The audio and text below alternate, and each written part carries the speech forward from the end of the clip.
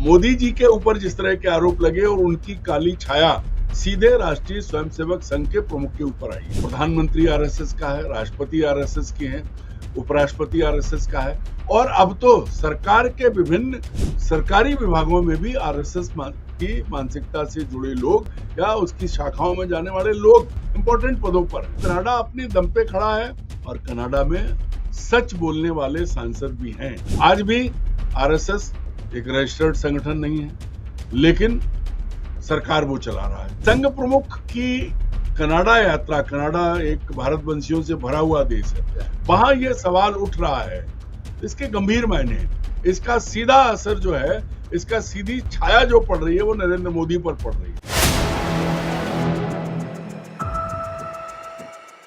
नमस्कार, मैं हूं संजीव श्रीवास्तव। आप देख रहे हैं 4 PM न्यूज नेटवर्क। दोस्तों, राष्ट्रीय स्वयंसेवक संघ प्रमुख डॉक्टर मोहन भागवत प्रधानमंत्री नरेंद्र मोदी और केंद्रीय गृह मंत्री अमित शाह को बचाने की उधेड़बुन कर रहे हैं। जुगतबाजी चल रही है और आपने देखा कि अभी जैन अल्फा से उनकी एक जब संवाद वाला कार्यक्रम हुआ तो उसका रेपरकेशंस क्या हुए, और अब देश है वो जो कुछ उपक्रम हो रहे हैं, चाहे वो राष्ट्रीय स्वयंसेवक संघ हो या भारतीय हुकूमत हो, उसके कर्ता धर्ता हों, उनके झांसे कह सकते हैं बातों में आ नहीं रहा है, उनकी सुनने को तैयार नहीं, और सवाल जो हैं वो बने हुए हैं और सवाल किए जा रहे हैं, और अब गुस्सा जो है निरंतर बढ़ रहा है। ये स्पष्ट तौर पर परिलक्षित हो रहा है, ये तो चल रहा है और मोदी शाह फंसे हुए हैं, उनको बचाने का प्रयास संघ प्रमुख कर रहे हैं। अब लेकिन संघ प्रमुख को ही लेकर एक जो खबर आई है वो चौंका रही है। 100 साल संघ को हो गए, शताब्दी वर्ष मनाया जा रहा है और न केवल देश बल्कि दुनिया भर में संघ प्रमुख जाते आते हैं, भ्रमण होता है। उनकी भी एक कनाडा की पहली यात्रा होनी है और कनाडा यात्रा के ठीक पहले एक बड़ा विवाद, बड़ी राजनीति, सामाजिक संगठनों द्वारा एक जबरदस्त विरोध की तस्वीर सामने आई है। तो हम जो करते हैं खबरों के पीछे की खबर की बात, आज यही होगी हमारी जो बिटवीन द लाइन खबरों के पीछे की खबर की बात में चर्चा का विषय चलेंगे। खास मेहमान हमारे जुड़ते हैं, अरुण दीक्षित जी जुड़ता हूँ। अरुण जी, बहुत बहुत स्वागत। नमस्कार सभी दर्शकों को। नमस्कार अरुण सर। और आपने देखा होगा कि वो न्यू डेमोक्रेटिकल फेडरल जो है वो डेमोक्रेटिक फेडरल का एक चिट्ठी 7 अगस्त लिखी गई है जो कनाडा के सुरक्षा मंत्री हैं, और उनसे कहा गया है कि ये जो संगठन है इस संगठन को बैन करें अपने देश में। और जो मोहन भागवत की यात्रा है, मोहन भागवत 31 अगस्त को जाने वाले हैं, पहुंचने वाले हैं कनाडा, और जहां टोरंटो में उनकी जो वहाँ पूरा का पूरा कार्यक्रम होना है, वो जो करते हैं वैश्विक हिस्सा जो उनके संघ शताब्दी वर्ष का है, तो वहाँ से ये जो चीज़ें निकल रही हैं कि इनको आतंक की लिस्ट में डाल दिया जाए, मोहन भागवत की एंट्री बैन कर दी जाए, आरएसएस को बैन करो, प्रतिक्रिया आपकी? संजीव जी, आप देखिए, आपको जानकारी तो होगी, कनाडा जो है वो मिनी भारत कहा जाता है। कनाडा में भारतीयों की बड़ी अच्छी खासी तादाद है और अभी कुछ नियम बदले। इससे पहले कनाडा की धरती पर भारतीयों का दिल खोल के स्वागत किया जाता है, पर वहां से ये आवाज आना, और मेरी जानकारी है कि जो चिट्ठी में 3 मंत्रियों के नाम, 2 सांसदों की जो चिट्ठी है वो 3 मंत्रियों के नाम है। तो उसमें विदेश मंत्री हैं, उसमें गृह मंत्री हैं और उसमें कानून मंत्री हैं। उनमें एक मंत्री आपकी अनुमति दे, मैं चिट्ठी दिखाया था, एक मिनट जी जी। दर्शकों देखिए, ये 2 पृष्ठों की चिट्ठी जो अरुण दीक्षित जी उसको स्पष्ट कर रहे हैं, ये 7 अगस्त यानी कि जो बीता हुआ कल है, आज हम 8 अगस्त में बैठे हैं, आज शनिवार का, शुक्रवार को लिखी गई। और ये आप चिट्ठी का मजमून भी आप देख सकते हैं, आपको नजर आ रहा होगा कि बहुत साफ तौर पर और बड़ी तल्ख तीखी चिट्ठी है। वो कह रहे हैं कहीं कि ये जो राष्ट्रीय स्वयंसेवक संघ है, ये फासिस्ट पैरामिलिट्री संगठन ये है, और इसे देश में आने से न केवल रोका जाए, पूरी तरह से प्रतिबंधित किया जाए, और जो मोहन भागवत उनकी इस यात्रा को बैन किया जाए। करिएगा अरुण जी टिप्पणी। तो संजीव जी, मैं कह रहा था, आपको याद होगा कि भारत जो है वो कनाडा में जो है बहुत ताकत के साथ मौजूद है। और वहाँ पंजाब से गए लोगों की तादाद बहुत ज़्यादा है, खासतौर पर सिख कम्युनिटी। और जो मेहनत के काम है वो भारतीय वहाँ करते हैं। आईटी और उसको छोड़िए, ट्रक का जो कारोबार है वो सब भारतीयों के पास है। और पूरा एक तरह से आपको कुछ इलाके में अभी नाम नहीं ले पाऊंगा जो पूरी तरह से पंजाब के हिस्से लगते हैं। ऐसे तो कनाडा में पूरी दुनिया के लोग हैं, चीन भी है वहाँ बहुत पूरी मौजूदगी से। और इससे पहले ऐसी चीजें हुई नहीं थी। इसकी पृष्ठभूमि में अगर आप चलें तो मैं 2023 में ले चलता हूँ आपको। 2023 में पाकिस्तान में खालिस्तानी अलगाववादी आतंकवादियों की हत्या हुई थी। शायद 2 आतंकी मारे गए थे जो पाकिस्तान में पनाह लिए हुए थे। किसने मारा, कैसे मारा, कोई पता नहीं। उसके ठीक बाद 18 जून 2023 को हरदीप सिंह निज्जर, जो घोषित खालिस्तानी आतंकवादी था, और ये माना जाता था कि कनाडा में रहने वाले सिख, भारतीय मूल के सिख, वहाँ खालिस्तान मूवमेंट को मदद देते हैं, आर्थिक मदद देते हैं, वैसे सहयोग करते हैं। उनका मतलब एक तरह से कहें तो खालिस्तान का मूवमेंट जो है भारत की कनाडा की धरती से चल रहा था। वहां हरदीप सिंह निज्जर की 18 जून 2023 को हत्या हुई थी। वो हत्या हुई, सवाल उठा था, क्योंकि भाई पंजाब पाकिस्तान के तत्काल बाद कनाडा में, और सब जानते हैं कनाडा में सिख बहुत बड़ी तादाद में है, वहां सांसद का चुनाव जीतते हैं, वहां मंत्री रहे हैं। आज भी जो चिट्ठी लिखी गई है वो भी शायद सिख मूल की है, एक महिला जो वहां मंत्री है। तो ये बात आरोप लगा कि भारत सरकार ने ये हत्या करवाई है। कनाडा के जो खालिस्तानी मूवमेंट के लोग हैं उन्होंने आरोप लगाया, कोई बात नहीं थी। लेकिन उस वक्त जस्टिन ट्रूडो कनाडा के प्रधानमंत्री थे, उन्होंने संसद में ये कहा था कि इसमें भारत सरकार का इन्वॉल्वमेंट है, भारत सरकार के अधिकारियों की भूमिका है। क्योंकि उसी वक्त अमेरिका में गुरपतवंत सिंह पन्नू की हत्या की कोशिश भी हुई थी। वो जानलेवा हमले में, वो भी खालिस्तानी आतंकवाद के समर्थक माने जाते हैं और अमेरिकी नागरिक हैं। उनकी हत्या की कोशिश में वो बच गए थे बाल बाल। उस वक्त जो मामला हुआ था तब अमेरिका में भी ये बात उठी थी और ये कहा गया कि इसमें भारतीय एजेंसियों का हाथ है। वहां निखिल गुप्ता नाम के एक व्यक्ति पर आरोप आया और उसने बाद में ये मान लिया कि हाँ, उसने भाड़े के हथियारों की व्यवस्था की थी, उसकी भूमिका है। और उसमें उस वक्त अमेरिका में तैनात एक भारतीय अधिकारी जो सीआरपीएफ का अफसर था, जो बाद में बड़ा विवाद हुआ, उसने नौकरी छोड़ दी, उसके खिलाफ वारंट भी निकला। तो मैं उस पर आरोप लगा और ये माना गया कि सब कुछ भारत सरकार का किया धरा है। और यहाँ आपको याद हो तो इन दिनों एक दावा भी हो रहा था कि यार कहीं भी हो हम निपटा देंगे, घर में घुस के मारते हैं, घर में घुस के मारते हैं। भारतीय भारतीय प्रधानमंत्री के, भारत के प्रधानमंत्री के सबसे करीबी एक पूर्व अफसर जो अभी आंख कान माने जाते हैं, उनकी भूमिका पर ये बात हुई थी और माना गया था। जस्टिन ट्रूडो ने संसद में ये बात कही, संसद में ये बात हुई। लेकिन जांच के करीब 2-2.5 साल के बाद कनाडाई पुलिस ने कहा कि भारत सरकार की भूमिका का या उनके अधिकारियों के, एजेंसियों की भूमिका का उन्हें कोई पुख्ता सबूत नहीं मिला।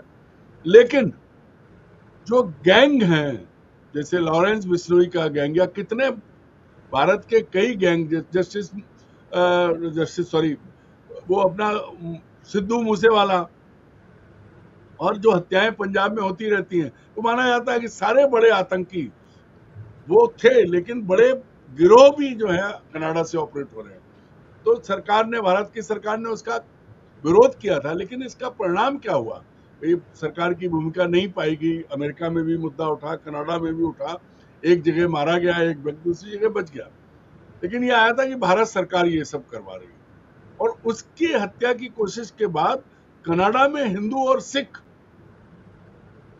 झगड़े हुए थे, वहां मंदिरों पर हमले हुए थे, हिंदुओं पर हमले हुए थे जो केसधारी नहीं है।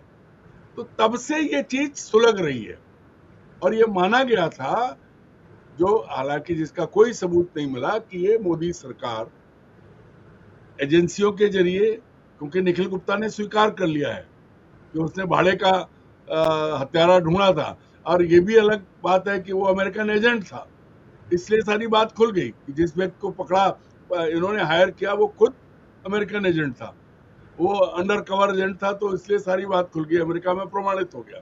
निखिल गुप्ता शायद जेल में है और वो अधिकारी जो सीआरपीएफ का था वो भाग आया था, वो शायद सीआरपीएफ में भी नहीं। तो ये बैकग्राउंड ये है कि इसके बाद पंजाब के लोग और जो गैर पंजाब के भारतीय लोग, उनके बीच एक खाई बनी और ये माना गया कि भारत की सरकार की भूमिका है, सरकार ने मना किया। उसके बाद से जो तनाव चल रहा है उस तनाव का परिणाम है ये पत्र और मोहन भागवत की यात्रा पर उठ रहा सवाल। अब आप अगले पूछिए क्या कहना चाहते हैं। मैं ये पूछना चाह रहा हूँ, देखिए एनडीपी के सांसद हैं ही हैं और 40 से ज़्यादा सिविल सोसाइटी, मानवाधिकार, मजदूर, धार्मिक संगठन जो वहाँ हैं उनने भी इसी चीज़ को कहीं इंडोर्स किया है, उसमें आगे हैं। और जो उसमें जो अभी हमने चिट्ठी दिखाई उसमें जो उसका एक मजमून हम कह सकते हैं, जो और उसको थोड़ा विस्तार दें, तो वो कह रहे हैं आरएसएस एक चरमपंथी संगठन है जो भारत में धार्मिक अल्पसंख्यकों और हाशिया पर रहने वाले लोगों के खिलाफ नफरत और हिंसा को बढ़ावा देता है और कनाडा में संगठन के खिलाफ आवाज उठाने वाले लोगों को निशाना बनाकर डराता धमकाता है। आगे वो कह रहे हैं कि कई अल्पसंख्यक समुदायों को डर है कि कनाडा में उनकी मौजूदगी से उनके खिलाफ नफरत और हिंसा बढ़ सकती है और कमजोर लोगों की सुरक्षा को खतरा हो सकता है। ये प्रश्न उठाना, और इसी में मैं और जोड़ दूंगा आपको कि देखिए पंजाब में चुनाव है, वैसे तो 7 जो है विधानसभा है, उत्तर प्रदेश है, उत्तराखंड है, हिमाचल है, गोवा है, ऐसे मिला जुला के 7 में होना पंजाब भी है। तो क्या ये पंजाब में जो कुछ चल रहा है, भारतीय जनता पार्टी कोशिश कर रही है अपनी कि वहाँ जड़ें नहीं मिल रही, उसको है ही नहीं, वहाँ तो सीधे कहा जा रहा है कि आप वर्सेस कांग्रेस होगा, तो कहीं ये इसमें इसको कुछ उससे भी जोड़कर देख सकते हैं, ले सकते हैं। और ये जो है साथ में एक और चीज़ मैं लगे बोल देता हूँ कि जो फॉरेन फंडिंग बिल है जो सोमवार से और अगले जो 3-4 दिन सदन के बचे हुए हैं संसद के, उसमें आ सकता है। तो ये भी चीज़ें कहीं इसको कहीं हम आपस में क्लब करके देख सकते हैं, ले सकते हैं। सब पर एक आपकी प्रतिक्रिया? नहीं संजीव जी, देखिए मूल बात देखिए, आरएसएस पर सवाल उठते रहे हैं, आज से नहीं, आजादी के समय से, आजादी की लड़ाई से लेके अब तक उठे और बहुत सारे मुद्दों पे आरएसएस ने आज तक अपना पक्ष स्पष्ट नहीं किया, अपना स्टैंड स्पष्ट नहीं किया है। आज भी आरएसएस एक रजिस्टर्ड संगठन नहीं है, लेकिन सरकार वो चला रहा है। वो खुद को राजनीति से अलग कहता है, लेकिन प्रधानमंत्री आरएसएस का है, राष्ट्रपति आरएसएस के हैं, उपराष्ट्रपति आरएसएस का है, और अब तो सरकार के विभिन्न सरकारी विभागों में भी आरएसएस की मानसिकता से जुड़े लोग या उसकी शाखाओं में जाने वाले लोग इंपॉर्टेंट पदों पर हैं। तो ये बड़ी बात है। और आरएसएस राजनीति करता है, ये उतना ही सच है जितना कि वो खुद को सामाजिक संगठन कहता है। दोनों चीजें हैं। अगर वो कहता है कि हम तो सिर्फ सामाजिक और सांस्कृतिक संगठन है, इसका मतलब ये है कि देश की राजनीति वही चला रहा है, उसके स्वयंसेवक ही देश में राज कर रहे हैं। और जितनी डबल इंजन की सरकारें हैं, नरेंद्र मोदी से लेके और जो राज्य हैं, सब जगह आरएसएस है। तो आरएसएस पर ये सवाल उठने स्वाभाविक हैं, क्योंकि आरएसएस पर उंगली लगातार उठी है और अभी फिर उठी है। अभी तो जैन जी का मूवमेंट है, तो सरकार के खिलाफ जो गुस्सा है उसे कम करने के लिए कौन सामने आया? बंबई के एक बड़े नामी सभागार में बैठ के। और तो और एक नई चीज ये है कि जिस संगठन के बैनर के तले ये प्रोग्राम हुआ उसको भी विदेशी फंडिंग मिलती है। उसको कहां से क्या क्या हुआ है, ये बड़ा विषय है, उस पर आप बात करेंगे। तो एफसीआरए वाला जो है उसको थोड़ा सा पीछे कर दें। तो ये जरूर है कि आरएसएस की भूमिका, देखिए मुस्लिम विरोधी तो है, ये तो दुनिया भर में है। इसको प्रमाणित कौन करता है? उसको प्रमाणित करते हैं भारत के प्रधानमंत्री नरेंद्र मोदी, जो कपड़ों से पहचानते हैं, जो कहते हैं कि मंगलसूत्र लुट जाएगा, जो मुख्यमंत्री सत्तारूढ़ दल के मुख्यमंत्री सीधे असम का मुख्यमंत्री मियां मुसलमान कहता है। तो अब इसमें तो कुछ कहने की जरूरत नहीं है। आरएसएस ने कभी ये नहीं कहा, प्रधानमंत्री के इसका विरोध नहीं किया। तो ये आरोप लगाया जो अमेरिकन सांसदों, कनाडाई सांसदों ने, उसमें कुछ तो सच्चाई तो है। आरएसएस मुसलमान विरोधी है। अब उसके बाद जो वहां हुआ था 2023 की घटना, सिख नागरिक मारा तो गया, वो खालिस्तानी आतंकवादी संगठनों से जुड़ा था या खालिस्तानी मूवमेंट का समर्थक था, वो अलग बात है, पर हत्या हुई और एक व्यक्ति की हत्या की कोशिश अमेरिका में हुई और उसके परिणाम स्वरूप कनाडा में हिंदुओं के खिलाफ, भारतीय जो गैर सिख हैं उनके खिलाफ हिंसा हुई और लगातार मंदिर तोड़े गए, सब बड़ा हुआ। तो इसके बाद ये चीज आना एक स्वाभाविक बात है, क्योंकि अभी भी कनाडा एक जिसको कहे तो सार्वभौम देश है और पहली बार कनाडा के जो मार्क कार्नी जो प्रधानमंत्री हैं आज, उन्होंने अमेरिका के जो दुनिया के सबसे बड़े गुंडे राष्ट्रपति को भी जवाब दिया था, क्योंकि वो कनाडा को अमेरिका का ही एक राज्य बनाना चाहते थे। तो कनाडा अपने दम पे खड़ा है और कनाडा में सच बोलने वाले सांसद भी हैं।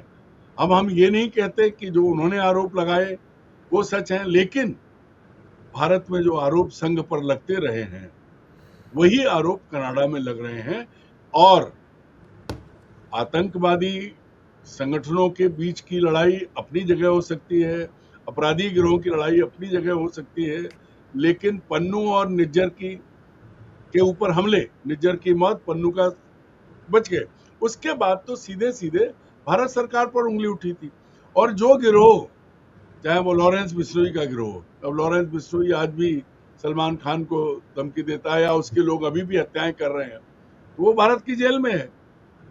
तो इसको आप कहीं ना कहीं देखिए, जोड़िए, तो ये जो आरोप लगाए हैं या जो मांग की है वहां के सांसदों ने, बिना आग के धुआं नहीं होता, भले ही आग इंजन के अंदर हो, तो ये बहुत गंभीर मामला है।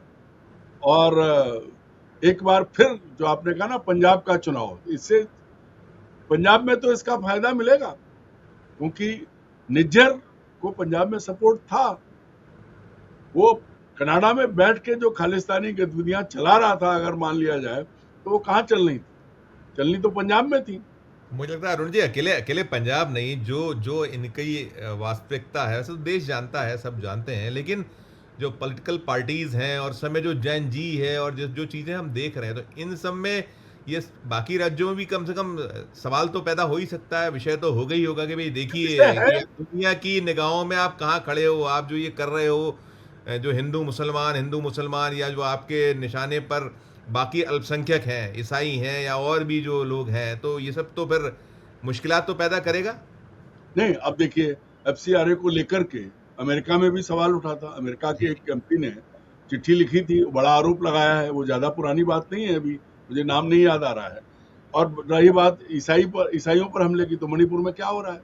Yes. भारत में चर्च जलाए गए, फादर स्टेंस की हत्या किसने की थी आप भी जानते हैं। तो ये तो नरेंद्र मोदी की राजनीति का हिस्सा है, अल्पसंख्यक उनके निशाने पर हैं और उनकी तरफ से कोई भी कोशिश ऐसी नहीं की गई है जिससे ये लगे कि भारत का प्रधानमंत्री इस मुहिम को, इस भावना को, इस भाव को रोकना चाहता है, बल्कि ये प्रमाणित हुआ है कि भारत के प्रधानमंत्री खुद इसको हवा दे रहे हैं। मंच से उनके भाषण ले लीजिए, तो ऐसे में सवाल उठना स्वाभाविक है। भाई ये चिट्ठी, इससे पहले वो अमेरिका में एफसीआरए पर आया, अब एफसीआरए क्यों आ रहा है? कहा यह जा रहा है कि ईसाई संस्थानों को रोकने, ईसाई संस्थाओं की आमद, जो उन्हें पैसा मिलता है, सहायता जो है, वो रोकने के लिए ये लाया जा रहा है। अब इसकी आड़ में कौन कौन निशाने पर होगा ये तो सरकार ही तय करेगी बाद में कि किस पे कहाँ, लेकिन ये तो पक्का है भाई, बहुत सारे संगठनों की जो एफसीआरए से जो उन्हें मदद मिलती थी वो बंद करवा दी सरकार ने, तमाम सख्त नियम बनाए। अब हम ये कहें कि भाई भारत सरकार जो है एफसीआरए पर तो अंकुश लगा रही है, लेकिन आरएसएस जो एक रजिस्टर्ड संगठन तक नहीं है, वो सीएसआर, कॉर्पोरेट सोशल रिस्पॉन्सिबिलिटी के तहत, मतलब ओएनजीसी ने कई 100 करोड़ रुपया आरएसएस को दिया है। तो ये सब चीजें तो हैं, और इनके बाद, इन सब के बाद आपने जो पंजीयन की बात की अरुण जी, पंजीयन दुनिया के देशों में तो पंजीयन कराते हैं, बार बार सब चीजें आ रही हैं, अब तो बहुत सब ब्लैक एंड व्हाइट पे सारी चीजें आ चुकी हैं, सब कुछ है। नहीं, मैं वही कह रहा हूं कि आरएसएस पर सवाल तो अब सब जगह उठ रहे हैं, और ये भी उतना ही सच है जितना नरेंद्र मोदी के अविवाहित होने की खबर सच है, उतना ही ये सच है कि राष्ट्रीय स्वयंसेवक संघ गैर राजनीतिक संगठन है। ये भी आप समझ लीजिए। मैं यहाँ खत्म करना चाहूँगा एक लाइन में। अभी आप देख रहे हैं कि जब होता है ना कि आती है खुद पर, जब तो ये लोग तो पलायन की मुद्रा में आ जाते हैं। मैं इसलिए इस बात का जिक्र कर रहा हूँ कि अभी संसद में ना प्रधानमंत्री आ रहे हैं ना गृह मंत्री आ रहे हैं, दोनों वहाँ से लापता हैं और सब कुछ है वहाँ से। उस मतलब जो सदन से कुछ मीटर दूर पे कमरों में बैठते हैं, वहाँ परिसर में आते हैं, संसद में आते हैं, सदन में नहीं जाते हैं। तो अब ये जो हुआ है, जो एनडीपी ने किया है, वहाँ के जो तमाम संगठन हैं, 40 जो संगठन हैं, उन सब संगठनों के मद्देनजर सारी चीज़ों को देखते हुए क्या आप ये मानते हैं कि अब ये जो डॉक्टर साहब हैं, मोहन भागवत जी हैं, जिन्हें 31 अगस्त को वहाँ पहुँचना है, 3 सप्ताह से कुछ ज़्यादा का आसपास का वक्त बचा हुआ है, 3 सप्ताह ही कह लीजिए, 22 दिन के आसपास, 23 दिन के आसपास, तो फिर वो ऐसे ही होगा कि कुछ, क्या लगता है, बैकफुट वैसा तो नहीं होगा कुछ की है? क्या मानिएगा, क्या देखिएगा, हम क्या देख सकते हैं, देखिए कल्पना क्या कर सकते हैं? संजीव जी, एक बात समझिए, हम्म, संघ पर भारत में बात होती रही हो, विदेशी मीडिया छापता रहा हो, लेकिन पहली बार किसी देश में सांसदों ने ये कहा है, वहाँ के संगठनों ने, तमाम सामाजिक संगठनों ने ये कहा है कि इनको कनाडा में आने से रोकना चाहिए। तो मतलब यह है कि पहली बार मोदी जी के ऊपर जिस तरह के आरोप लगे और उनकी काली छाया सीधे राष्ट्रीय स्वयंसेवक संघ के प्रमुख के ऊपर आई। मोदी जी सरकारी खर्चे पर दुनिया घूमते हैं, अपने लिए सम्मान बटोरते हैं, हर सेशल से लेके और छोटे छोटे देशों से अपने लिए सम्मान ले आते हैं, वो उनकी अपनी रणनीति का हिस्सा है। लेकिन संघ प्रमुख की कनाडा यात्रा, कनाडा एक भारतवंशियों से भरा हुआ देश है, वहां ये सवाल उठ रहा है, इसके गंभीर मायने हैं।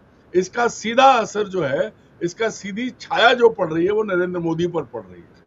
और ये देखना है कि ये, इसमें कहीं कोई शक नहीं है कि जब खालिस्तानी कथित आतंकवादी को कनाडा में मारा जा सकता है, तो ऐसे में वहां जो विरोध हो रहा है, सांसद कर रहे हैं, उसके बाद, क्योंकि पुलिस ने अभी कभी भी ऐसा तो नहीं कि वो खालिस्तानियों को सपोर्ट दे रही हो, लेकिन विरोध भी नहीं, ऐसा नहीं है कि इन्होंने कुछ शिकायतें की और उन्होंने पकड़ा हो, वो तो जांच करते हैं और सबूत नहीं है। तो वहां तो फिर संघ प्रमुख खतरे में आ सकते हैं, क्योंकि पंजाब के लोग तो वहां हैं। बिल्कुल। ऐसे में ये देखना होगा कि अब वही बात आ गई कि भाई किसकी करनी और किसकी भरनी। ठीक बात। नाम मोदी जी का था, पहली बार सीधी आंच जो है संघ प्रमुख पर आई है। जो आरोप मोदी जी पर लग रहे थे वो इन पर लगे हैं और सारी चीजें उन्होंने कही हैं। अब इसका जवाब, जो बात आपने कही, अब दूसरी बात जो कहता हूँ, इसका जवाब मोदी, एक लाइन 2 लाइन नहीं, वही है, आपने संसद का जिक्र किया, उसको कहना है। अब आप सोचें कि इसका जवाब नरेंद्र मोदी और अमित शाह देंगे, तो जो प्रधानमंत्री, जो गृह मंत्री डर के मारे संसद भवन में अपने कमरे में बैठने के बाद भी सदन में नहीं जाए, मेरा सवाल यह है कि क्या सदन के भीतर गुंडे बदमाश हैं? इससे पहले तो लोकसभा अध्यक्ष ने कहा था कि महिला सांसदों की वजह से हमने आने को मना किया है, अब कौन रोक रहा है?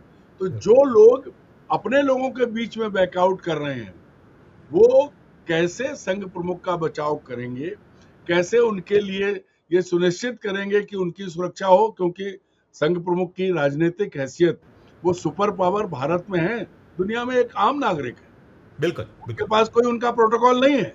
तो ये तो बड़ा मामला, बड़ा बनने वाला है, बिल्कुल गंभीर बनने वाला है। बिल्कुल, बहुत बड़ा और गंभीर मामला है। शुक्रिया करूंगा अरुण जी, अच्छी चर्चा के लिए, धन्यवाद। तो दोस्तों, हम जो बता रहे थे कि संघ प्रमुख की यात्रा को लेकर विवाद और उसके साथ में चिट्ठी और पत्री और बैन, सब कुछ, तो संकट तो है। और जो कहा अरुण जी ने कि देखते हैं बचाव के लिए आएंगे नहीं आएंगे और क्या होगा, यात्रा हो पाएगी नहीं हो पाएगी, जो होगा सामने आएगा, देखिएगा। चर्चा में इतना ही। आपकी अपनी जो राय हो, आपकी अपनी जो टिप्पणी हो, जरूर हमारे इस वीडियो के कमेंट्स में जाकर टिप्पणी कीजिए, राय दीजिए। और अच्छी लगी हो चर्चा तो चैनल को लाइक कीजिए, सब्सक्राइब कीजिए, ज्वाइन कमेंट दबाइए तो हमारी हौसला अफजाई होगी। प्यार उससे बैठ के देखते रहिए 4 PM न्यूज़ नेटवर्क। धन्यवाद, नमस्कार।